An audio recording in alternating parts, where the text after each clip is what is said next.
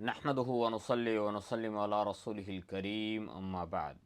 بھائی اور دوستو، رزق حلال کمانا مسلمان کی ذمہ داری ہے، یہ عین عبادت ہے، اور مسلمان کے ذمہ فرض بھی ہے کہ حلال کما کر کھائے، اپنے بچوں کو حلال کما کر کھلائے، ان کی پرورش حلال طریق رزق کے ذریعے سے کرے، کیونکہ رزق حرام کے ذریعے سے جو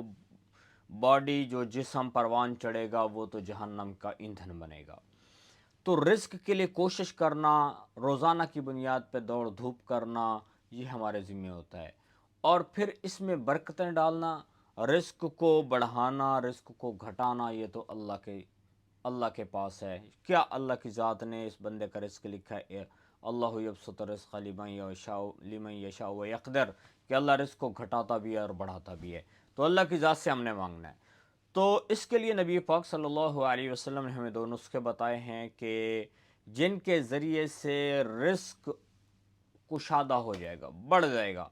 اور مختلف وظائف ہمیں علماء بتاتے رہتے ہیں، پیر صاحبان بتاتے رہتے ہیں، لیکن وہ وظیفے جو اللہ کے نبی نے ہمیں بتائے ہیں رزق میں برکت کے، وہ کیا ہیں؟ تو آج میں دو وظیفہ کا تذکرہ کروں گا۔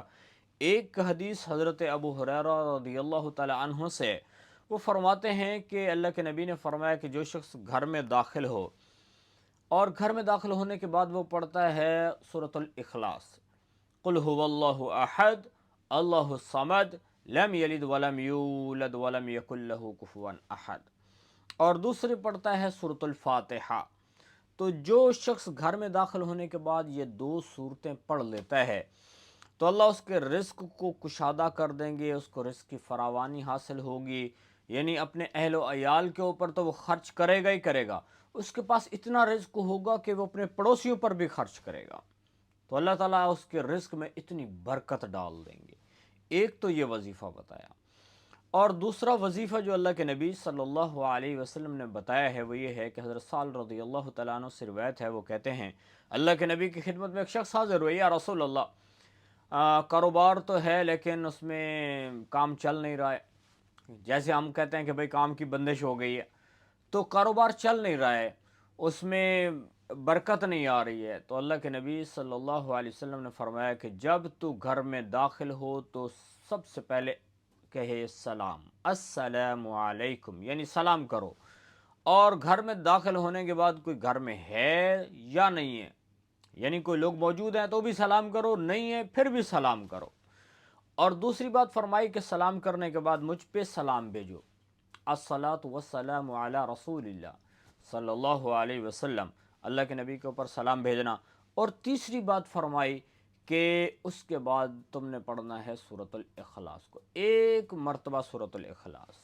تو جو بندہ یہ کام کرے گا تو اس کی وجہ سے اس کے رزق میں برکت آئے گی، اور حضرت سہل رضی اللہ عنہ فرماتے ہیں